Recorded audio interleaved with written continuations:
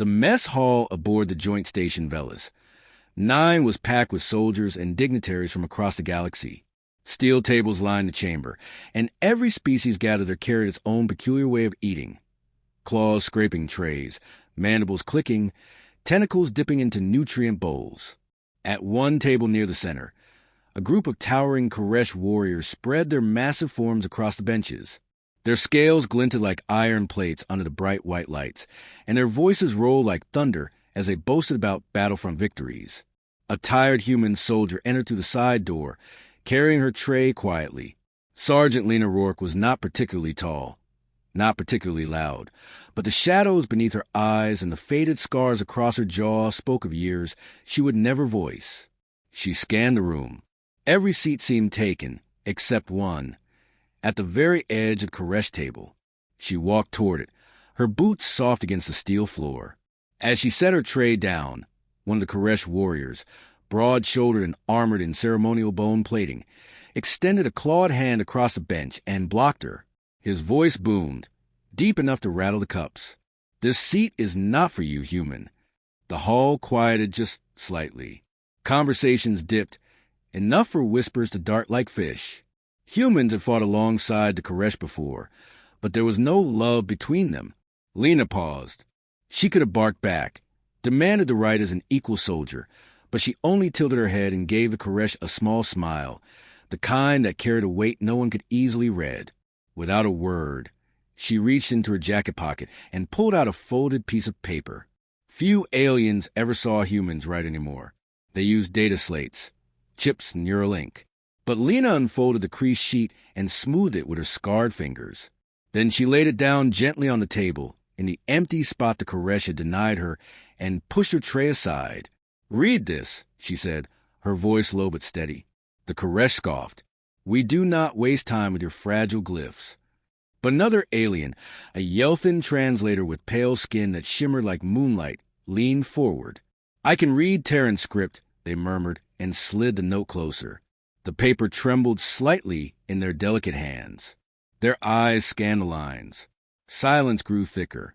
The Yelthin's throat clicked once, twice. Then they looked up, shocked, their gaze fixed on Lena as if she had transformed before them. "It says," the Yelthin whispered, "that she is the only survivor of the Vega for Stand." The room went still. The Koresh warrior's hand froze in midair, claw still hovering above the bench. The other soldiers glanced at one another, murmuring, "The Vega for Stand." Even across dozens of systems, that name carried weight. The story had spread in fragments, but no official report had been released. Some said the entire Terran division had been slaughtered to the last. Some said a Black Ops fleet had been annihilated. No one had ever confirmed details. But here she was, Lena Rourke, the human who lived. The Koresh withdrew his claw. His scales seemed to dim as his chest heaved. Slowly, awkwardly, he shifted aside to make space. But Lena did not sit. She only placed her hand on the note, sliding it back toward herself. "You don't need to make room," she said softly. "I only wanted you to know why I don't sit anymore." The words cut deeper than any blade. The Koresh warrior, famed for laughing in the face of plasma fire, stared at her with something he had never before directed at a human: respect. Around the hall, silence held. Even utensils paused in midair. The Yelthin translator blinked rapidly, eyes glistening. One of the smaller alien recruits leaned toward another and whispered, What happened on Vega for?" And against her own silence, Lena remembered the planet Vega, for it had been a choke point. Dust storms ripping across blackened plains, alien fortresses dug deep into rock. Her unit had been sent to hold a ridge until reinforcements could arrive. They never came. For 3 weeks, 200 humans held against an army that outnumbered them 50-1. They slept 2 hours a night in rotation, patched wounds with torn cloth, shared the last canteens of water. Lena, then only a corporal, wrote notes every night by firelight, letters to families, to parents, to sweethearts who might never know the truth. "If we die," she had said to her captain, "at least let someone know we stood." When the fortress finally fell, only she crawled out of rubble, half deaf, half burned, carrying nothing but those letters pressed to her chest. She delivered every one. The Koresh warrior bowed his head slightly, claws withdrawing fully. "Forgive me," he rumbled, his voice trembling with something it had never held before. "I did not know." Lena folded the paper again.